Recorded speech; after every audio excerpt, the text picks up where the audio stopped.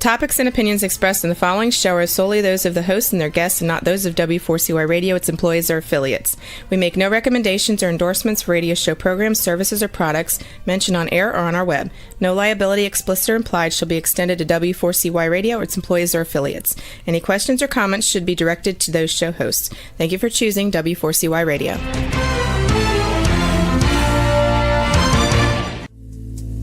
Welcome to Powerful Business Strategies, where you will find out that everything you have ever learned about growing your business is wrong. Finally, a show where you'll learn the right way to grow your business by learning business and financial strategies that your competition isn't doing.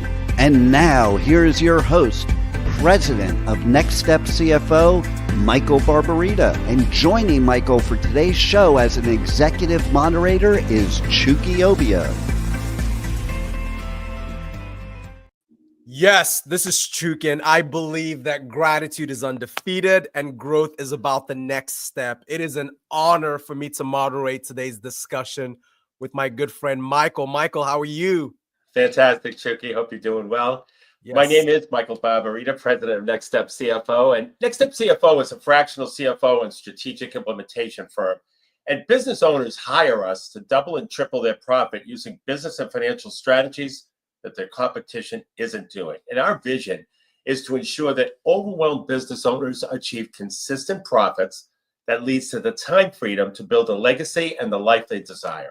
Our mission is dedicated to guiding small business owners to leveraging their time, exploding their profits, and building a meaningful legacy.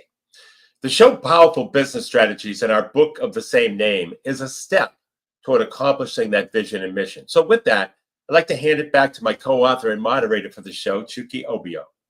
Michael, I've got to say I'm quite inspired by today's episode. I mean, you use one of my favorite words, blueprints. So the title for today's episode is The Business Owner's Blueprint, Creating Systems That Scale Without Sacrificing Quality. And just before we get started, folks, quick disclaimer. Michael and I are both affiliated with a number of different organizations.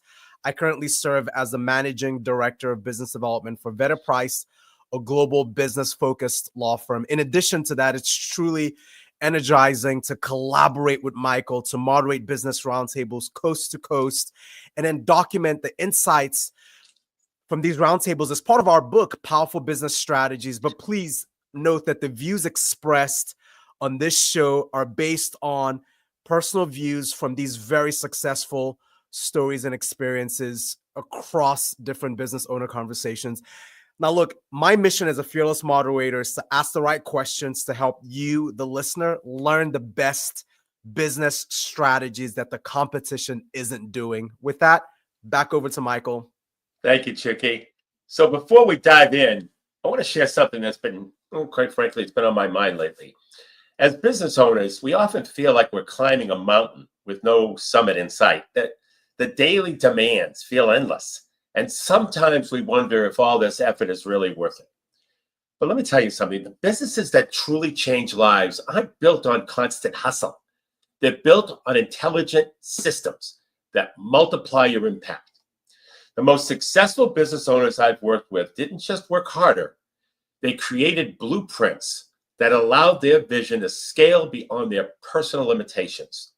And today, we're going to show you exactly how to do that, because your business should be a vehicle for the life you want, not a prison that keeps you from living it. So today, we're tackling a challenge that affects virtually every business owner I've ever worked with, and that is how to create systems that allow your business to scale without sacrificing the quality that makes your business special in the first place. So let me start with a question for everyone listening. Are you replaceable in your business? And I don't mean that as either a compliment or an insult. What I'm really asking is, could your business function for a month without you being involved in daily operations? For most business owners, that honest answer is no. And that's a dangerous place to be. And I see this pattern over and over again. A talented individual starts a business based on their skills or expertise. They deliver exceptional results. The word spreads. The business grows. But there's a problem. Everything depends on the owner.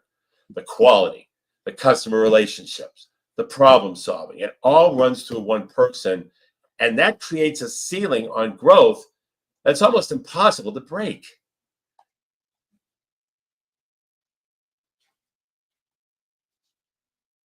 I think you're on mute, Chuki. I think you're on mute. Oh, no, Mike, I was just going to say, sorry, that's remarkable, right? I think a lot of business owners can relate to what you've just expressed, but I do have a key question for you, though.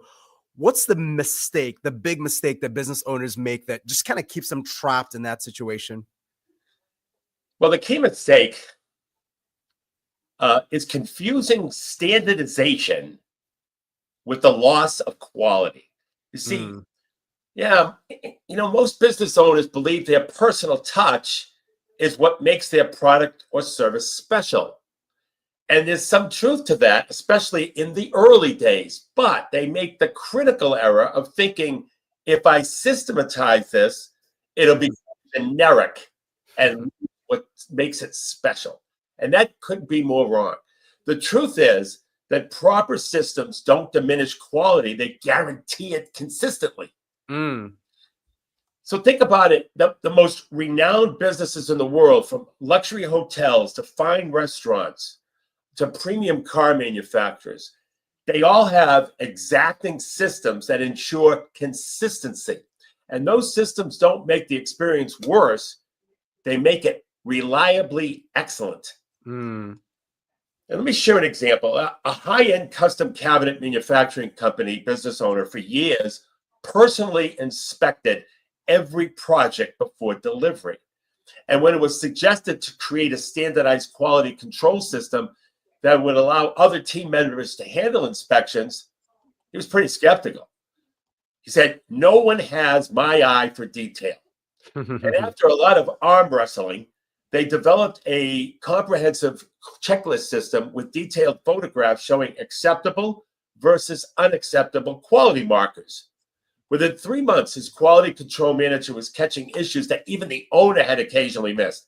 And the quality actually improved, and the owner gained back 15 hours per week.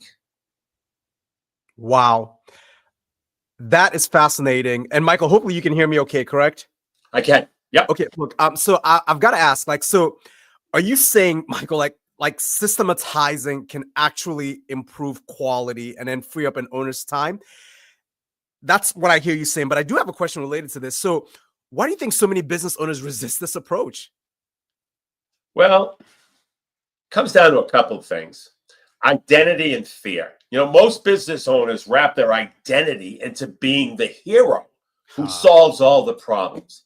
There's an ego boost in being the indispensable expert. And there's also legitimate fear that systems will make the business feel corporate or impersonal, fear that customers will notice a difference, fear that employees can't be trusted with crucial decisions. But here's the reality of the situation. Until you create systems that allow the business to function without your constant input, you don't have a scalable business model. And you have a job, and often one with horrific hours and overwhelming responsibilities. So today, we're going to show you how to create what I call the systems blueprint, a framework for transferring your expertise into scalable systems without losing what makes your business special. And we'll dive into the first key component, identifying your business's critical functions and creating process documentation that actually gets used. So I'm going to introduce you to this concept, the systems blueprint, our framework for creating scalable processes that don't sacrifice quality. The first step is what I call function mapping, which is systematically identifying every critical function in your business. You see, many business owners think they know all the functions they perform, but when we do this exercise, they're often shocked to discover dozens of invisible tasks that they handle automatically. So here's how to approach this. For 2 weeks, keep a detailed log of every decision you make and every task you perform. I know it's a pain, but it's really critical as part of this process. Be specific. Don't just write customer service. Note exactly what you did, like responded to a complaint about a late delivery or approved a discount for a loyal customer. And at the end of these 2 weeks, categorize these activities into functional areas.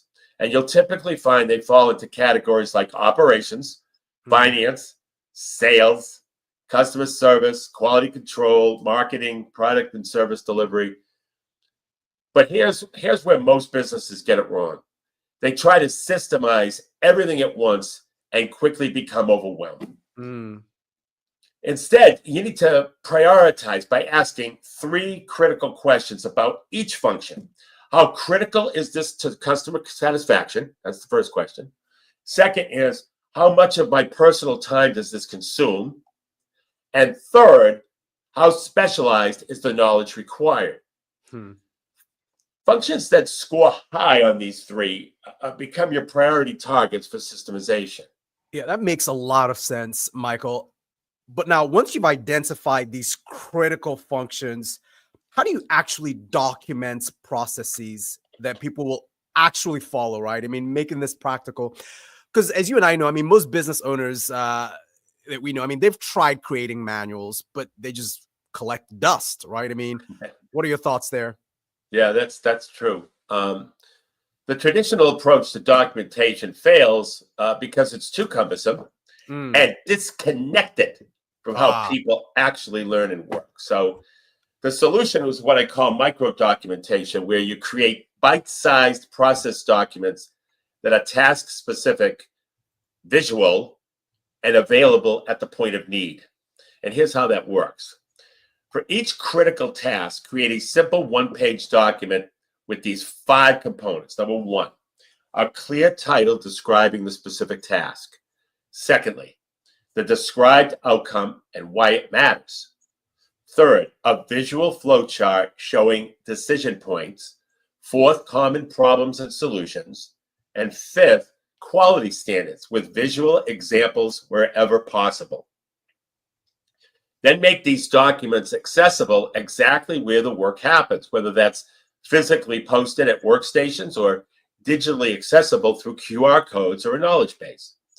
So, for example, a construction company completely changed their business with this approach. So instead of a 200-page operations manual that no one reads, they created laminated 1-page process documents for each critical task.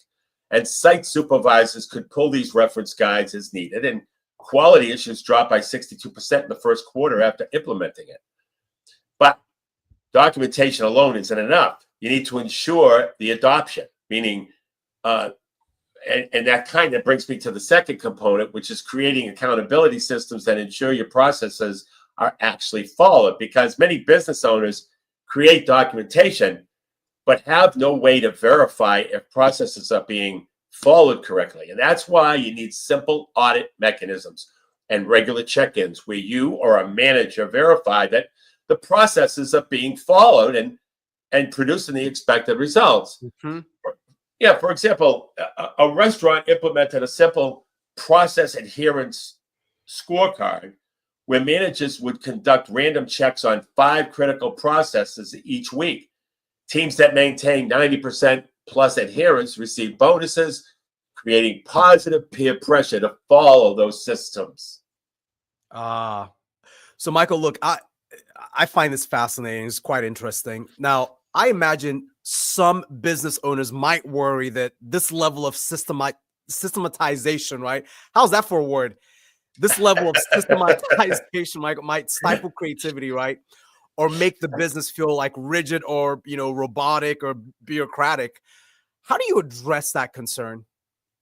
Well, that's excellent. Yeah, and that's common too, by the way. The key is distinguishing between process activities and innovation activities. Let me explain. So process activities are tasks that should be performed consistently every time to maintain quality, like how you prepare an invoice or clean equipment or even greet a customer. These should absolutely be standardized. Innovation activities are where creativity matters, like developing new products or solving unique customer problems or improving the systems. These shouldn't be rigidly prescribed, but rather guided by principles and even frameworks. A well-designed system actually creates more space for meaningful creativity because it eliminates the chaos and firefighting that can consume so much mental energy in unsystemized businesses. And think about it this way. Would you rather have your team members use their creativity to reinvent your billing process every month, or to develop new products and services that actually delight your customers? A marketing agency was initially worried that systemizing would kill their creative edge, but after implementing this approach, they found the opposite. By standardizing their project management, client onboarding, and quality control processes, they freed up 30% more time for creative work. Their creative output actually increased because they weren't constantly reinventing operational wheels. Michael, this might be a good juncture to take some questions from listeners, right? I mean, I think this topic is really resonating. So here's one question from a listener. What's the key mistake, Michael, that you think business owners make that traps them in this situation? Well, I think the key mistake is confusing standardization with a loss of quality. See, most business owners believe their personal touch is what makes a product or service special, and there's some truth to that, especially in the early days. But they make the critical error of thinking, if I systemize this, it will become generic and lose what makes it special. So to wrap up this segment, what are the two main action items that you want business owners to take away, Michael? Well, Chuki, first you got to conduct that 2-week function mapping exercise where you document every decision and task that you perform, and then prioritize the critical functions that consume your time and impact customer satisfaction. And secondly, start creating micro documentation for your 3 most critical processes. 1-page visual guides that can be used at the point of need. And remember, don't try to systemize everything at once, because that's where things get complicated and confusing, and things end up in the drawer. Start with the vital few processes that will give you the biggest return on investment. And so in our next segment, we'll dive into how to transfer specialized knowledge that seems impossible to systemize, and how to build a culture where your team actually embraces systems instead of resisting them. So before I continue this discussion, we're going to take a 90-second break. Hey there, business owners. Let me ask you something. Are you tired of blending in with your competitors? Frustrated with slow growth and slim margins? Well, I've got news for you. Everything you've ever learned about growing your business is wrong. But don't worry. I'm here to let you in on a secret weapon, your position of market dominance. It's what sets you apart, makes you irreplaceable, and has customers lining up at your door. My name is Michael Barbarita from Next Step CFO. I know what you're thinking. Sounds great, Michael, but how do I find my position of market dominance? Well, that's exactly why we've created our game-changing implementation program called Next Step to Market Dominance. In just 90 days, we'll guide you step by step to a position of market dominance by uncovering your unique strengths that competitors can't touch, by crafting a message that resonates deeply with your ideal customer, by building a strategy that turns you into the go-to expert in your field. Now, this isn't theory. These are battle-tested strategies that have helped businesses like yours double, triple, and quadruple their revenue. Don't let another quarter go by struggling to stand out. It's time to dominate your market, period. Go to nextstepcfo.net/contact, fill out the form, and in the message section, put the word dominate. Or call us at 781-326-3822.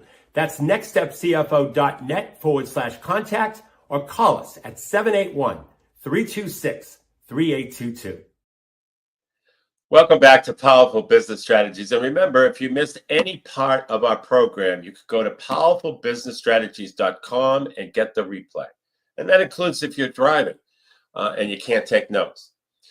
Before the break, we covered the first part of our systems blueprint, identifying critical business functions and creating micro documentation that people actually use. So now let's tackle what many business owners consider the hardest challenge: transferring specialized knowledge that seems impossible to systemize. This is what I call the "but only I can do this" syndrome.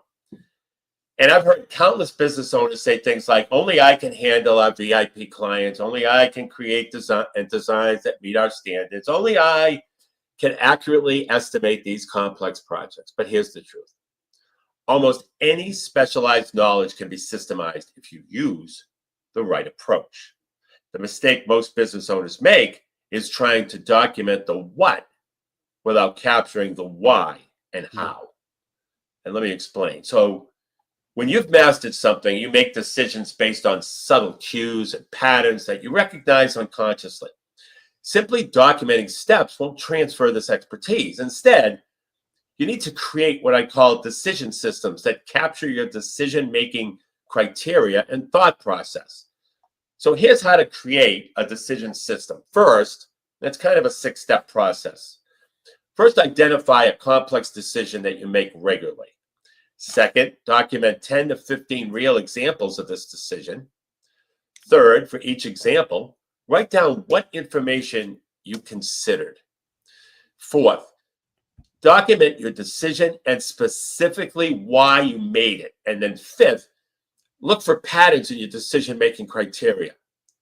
And then sixth, create a decision tree or rules that others can follow. Let me give you a quick example. So a financial services firm struggled because only the owner could properly structure complex deals.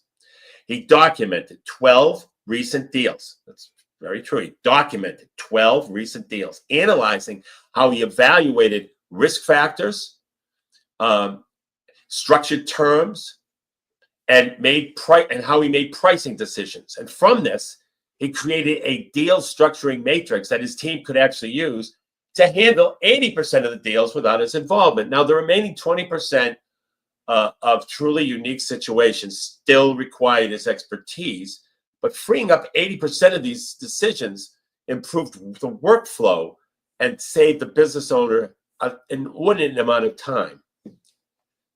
Yeah, it's remarkable, right, Michael? I could see how this would be effective, but implementing these systems, though, often requires, changing how people work, which can create some resistance. Let's just be honest right now. How do you build a culture where people actually embrace systems rather than fighting or pushing back against them? Well, Chuki, the best systems in the world won't help if your team resists using them. Yeah. So the key is understanding that systems implementation is as much about psychology as it is about process. So here are 4 principles for creating a systems embracing culture. First, involve your team in system creation. People support what they help build.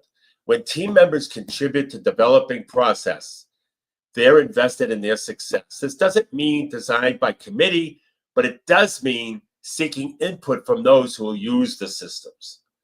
Second, explain the why behind every system. People resist what they don't understand. Yeah. Clearly communicate how each system benefits employees themselves, not just the business. For example, this quality control checklist ensures we don't have to redo work, which means less stress and less overtime for everyone.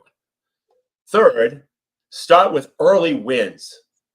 Begin with processes that solve obvious pain points for your team, and then people experience immediate benefits from the new systems. They become more open to additional changes and additional systems. Fourth, create systems ambassadors. Identify and empower respected team members who naturally embrace systems thinking. Their enthusiasm and example will influence others far more effectively than mandates from management. Now, let me give you a real example. So a healthcare company faced intense resistance when they tried to implement new documentation protocols. Their initial approach was essentially follow these new procedures or else. Well, compliance was low, resentment was high, and they started a different approach. They gathered input from their staff about pain points in the current system, explained how the new protocols would address those frustrations, and then identified the informal leaders to champion the changes and celebrated early successes. And within 2 months, compliance rose by 35% to 92%. Michael, that's a powerful example, and I'm glad you illustrated that. So look, Speaking of compliance, how do you ensure accountability without micromanaging? As you know, micromanagement is just a big headache for a lot of employees.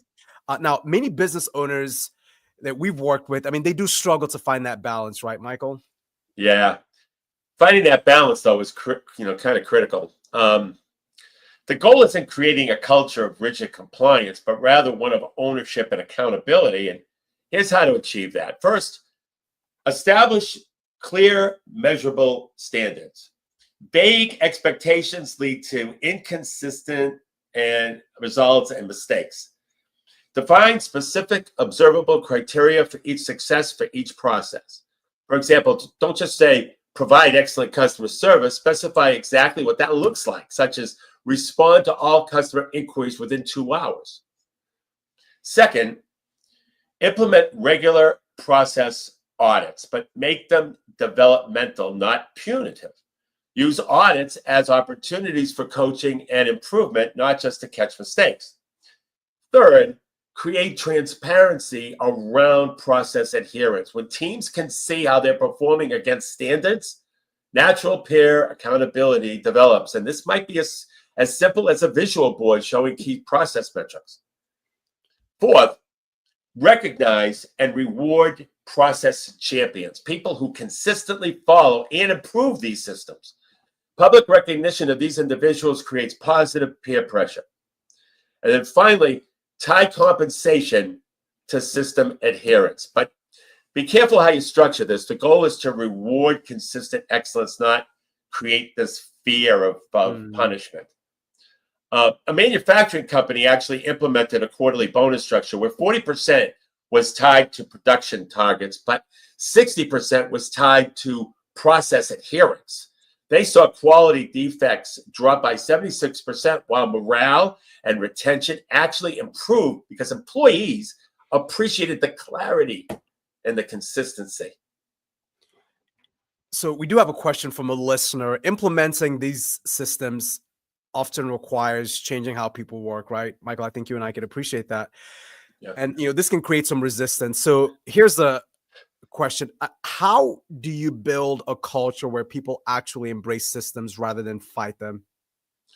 Well, the best systems in the world, Chuki, won't help if your team resists using them. That's for darn sure. So the key is understanding that systems implementation is as much about psychology as it is about processes. So here are 4 principles for creating a systems embracing culture. First, involve your team in system creation. People support what they build. Second, explain the why behind every system. People resist what they don't understand.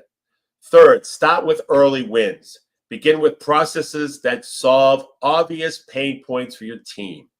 And then fourth, create those system ambassadors. Identify and empower respected team members who naturally embrace systems thinking. Yeah, those are excellent points about creating accountability. I also really like that phrase, systems ambassadors. So to wrap up this segment, what are 2 action items, Michael, that business owners should take away? Well, to wrap up this segment, first you have to identify one area of specialized knowledge that currently depends entirely on you. Document the 10 to 15 examples of the decisions that you made in this area, including, it's important, the criteria you used, and begin creating a decision system that captures your expertise. Second, gather your team and ask them 2 questions. Which process causes the most frustration in your daily work?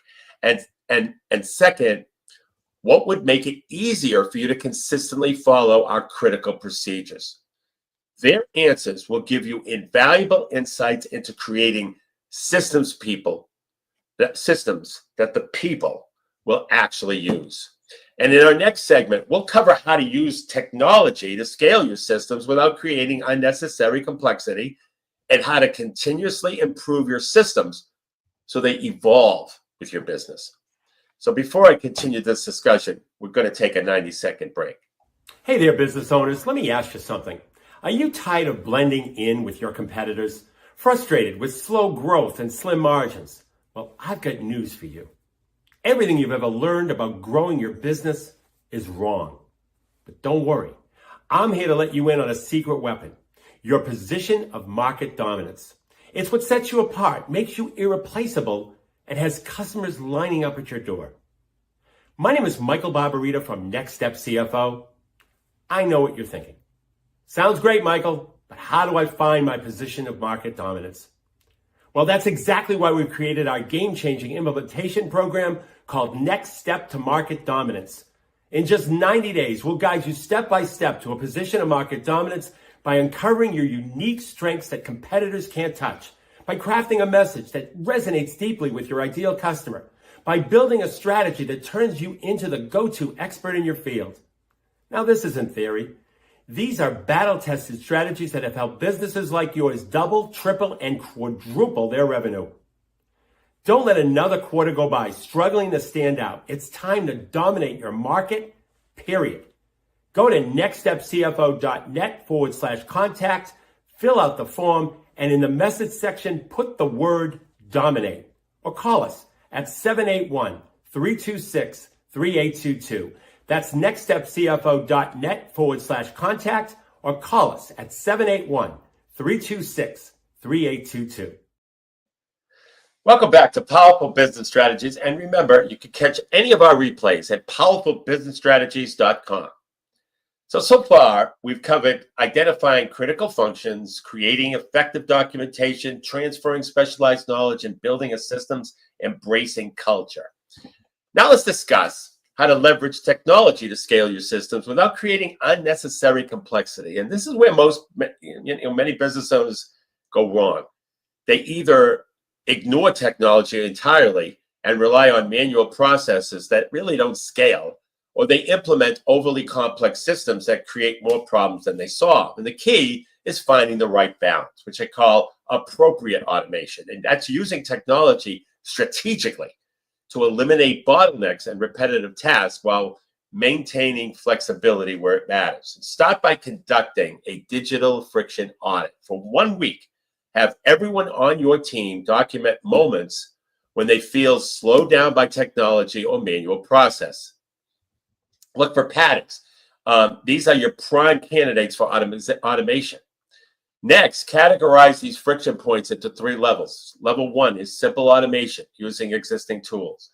Level 2 is moderate automation requiring new software. And level 3, complex automation requiring custom solutions.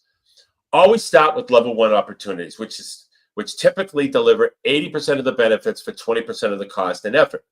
There's that 80-20 rule again. So most businesses have barely scratched the surface of what their existing tools can do. For example, many companies paying for Microsoft 365 or Google Workspace use less than 20% of the available features. I see this all the time.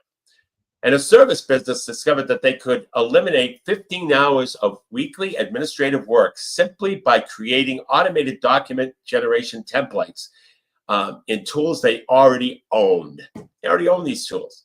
No new software, no significant expense, just better use of existing resources. Every business owner should make sure they're getting the most out of the software that they actually have. For level 2 automation, focus on integration between systems rather than replacing everything. Often the right connector between your existing systems delivers more value than an entirely new platform. And then only pursue level 3 custom solutions when you have a truly unique requirement that creates significant competitive advantage. Otherwise, adapt your processes to industry standard software rather than customizing software to match your every process. It's really helpful, right, Michael? I'm sort of just digesting this because you're taking like really technical details and you're making it very practical for listeners. So like, thank you so much for doing that. So Michael, we've seen, many businesses, I mean, look, they invest in expensive new fancy systems, right? And, when they're not even like using their current tools effectively, right? They're just buying more systems and buying more tools. But what about maintaining these systems over time? I mean, how do you ensure that they evolve as your business evolves? Yeah, that's a critical question, Chuki. Static systems quickly become obsolete as your business evolves. And the key is building in what I call systematic improvement loops. And these are regular processes for evaluating and enhancing your systems. And here's a framework for that. So schedule quarterly system reviews for each critical business function. And then during these reviews, gather input from three sources: the people who use the systems daily, the customers who experience the results, and data showing system performance. Second, for each system, ask three questions: what's working well that we should continue, what's not working that we should stop, and what's missing that we should start. And then third, prioritize improvements by focusing on high impact, low effort changes that deliver quick wins. Fourth, assign clear ownership and implementation to each improvement with specific deadlines and success criteria. And then finally, document each improvement and communicate it clearly to everyone affected. Now, to give you a quick example, a retail business conducted quarterly reviews of their inventory management system. And during one review, the staff identified that product returns were causing inventory discrepancies. They implemented a simple barcode scanning process that reduced the errors by 94% and saved hundreds of hours of reconciliation work annually. See, the most successful businesses view their systems as living entities that require regular attention and improvement, not as static documents created once and then forgotten. Yeah, that makes perfect sense, Michael. Now, systems need to absolutely evolve as the business evolves. One concern that we've heard from business owners, and some of this came up in our business roundtables, Michael, is that creating all these systems could feel overwhelming. How do you recommend that they prioritize and pace this work? Yeah, that's an excellent point, Chuki, because trying to systemize everything at once, as I said at the top of the show, is a recipe for failure. Yeah. So instead, I recommend what I call the core first approach, which is identifying and systemizing the critical 20% that deliver the 80% of your results. Once again, I'll say it again. That's utilizing that 80-20 rule like we do in our pathway to profit formula.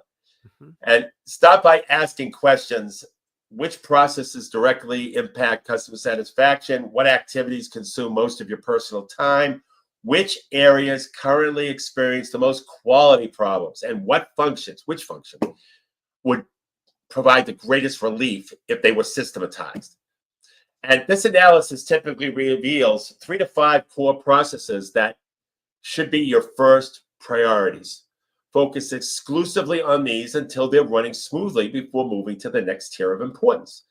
And for pacing, I recommend dedicating specific time blocks for systems work rather than trying to fit it in around daily operations. You know, many of our clients schedule systems Thursdays, where they focus exclusively on building and improving their processes. Remember that systemizing your business is a marathon. It's not a sprint, and it's continuous. It's consistent progress over time that delivers far better results than intensive bursts followed by neglect. And one of our service business clients committed to systemizing just one process per month. After 12 months, they changed their core operations. They reduced the owner's working hours by 40% and increased profitability by 32%. Yeah, we do have a question from a listener, Michael, if we have time for that. Yes, we do. All right, great. So let's maybe reframe us slightly. What are 2 action items that business owners should take away, Michael? Well, first, conduct that digital friction audit to identify where technology is slowing down your team, and look for simple automation opportunities using tools you already have. Start with one process where automation could save at least 5 hours a week, let's say. Second, schedule your first quarterly system review for a core business function. Gather input from your team, gather input from customers and performance data, and then implement at least 3 improvements based on what you learn. Very helpful.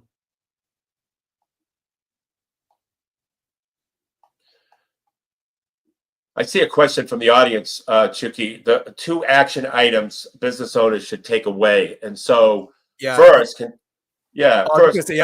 thought you addressed that. Yeah, go ahead. Okay. Yeah, you know what? You're right. I absolutely did. There's no need to repeat that.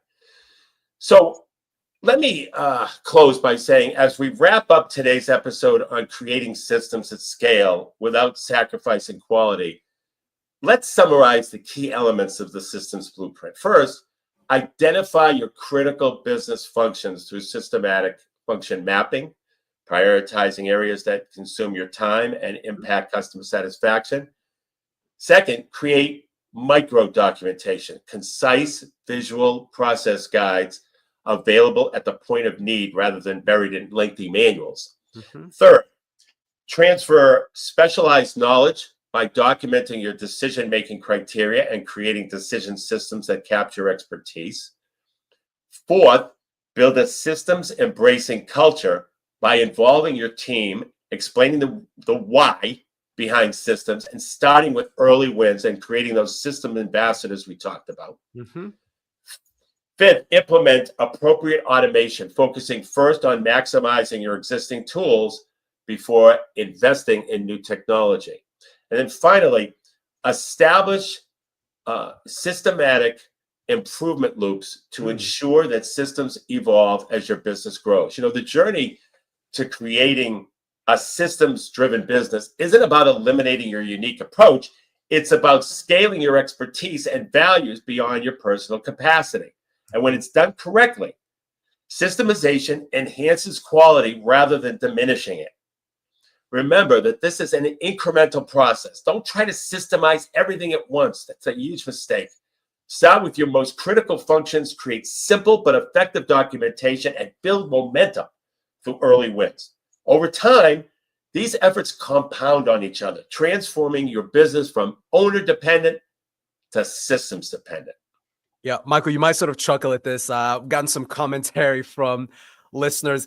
Michael's given so much wisdom. I can't keep up. I can't keep up with all the wisdom Michael's pulling out. Now, this is great. And as Michael referenced earlier, you can catch any of these episodes on the powerfulbusinessstrategies.com website. So, Michael, this has been incredibly valuable. What are final thoughts that you would share with business owners to really help them start to activate this transformation? Well, I'd like to leave them with three final thoughts. First, recognize that systematizing your business is the single most powerful lever for creating financial freedom that leads to time freedom. Without effective systems, your business's growth will always be limited by your own personal capacity. Second, understand what makes this work. Understand that this work takes time and will feel uncomfortable initially. The most valuable activities often feel like a distraction from real work in that moment. And I can attest to that personally. Commit to the process even when urgent matters compete for your final attention. And then finally, remember that the goal isn't perfection, it's progress. Each system you implement, even if it's imperfect, moves your business forward. Don't let perfectionism prevent you from starting. And when I look at the most successful businesses, the difference isn't talent, it isn't resources, or it isn't luck. It's their willingness to step back from working in their business to working on their business, creating systems that allow their vision to scale beyond their personal limitations. And before I sign off today, I feel the need to talk about this as something that business owners just need to know. And what I'm pointing out is that when we wake up each morning, most of us think about our own goals, our own struggles, our own journeys. We make lists of what we need to accomplish. We worry about our deadlines and focus on our personal growth. And we're very consumed as business owners in the business, especially if we don't have systems. And while self-improvement is very important, I want to challenge everyone today to think bigger, to think beyond yourself. Because here's the truth that many of us overlook. Every skill you're developing, every obstacle you're overcoming, and every lesson you're learning, it's not just about you. The universe has a bigger plan for your talents. Yes. Think about that. Why were you given your specific abilities? Why do you have your own unique combination of experiences? Why do you feel drawn to certain paths while others don't? Well, the answer is deceptively simple yet profound. You were built to be the solution to someone else's problem. Your struggles are preparing you to understand someone else's pain. Your victories are teaching you how to guide others to their own success. Yes. Right now, as I speak, someone out there is facing a challenge that only your unique perspective can help them overcome. So I need everyone who can hear me to understand that you are the prescription for someone's pain. And the moment that you acknowledge that somebody somewhere in the world is waiting on you, then you can get started.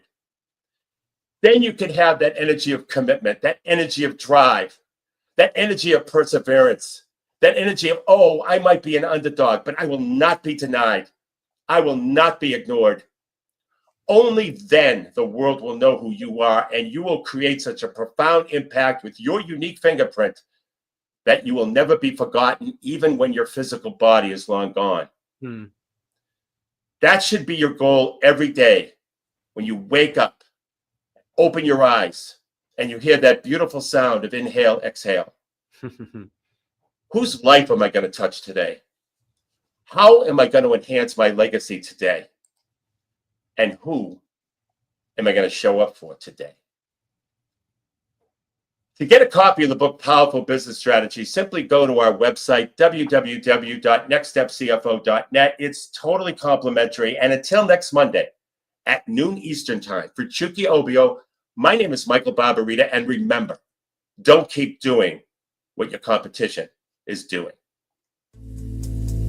You have been listening to Powerful Business Strategies, finding out that everything you ever learned about growing your business is wrong. Tune in next week and every week at noon Eastern Time on W4CY Radio with your host, Michael Barbarita of Next Step CFO and moderator Chuki Obiyo.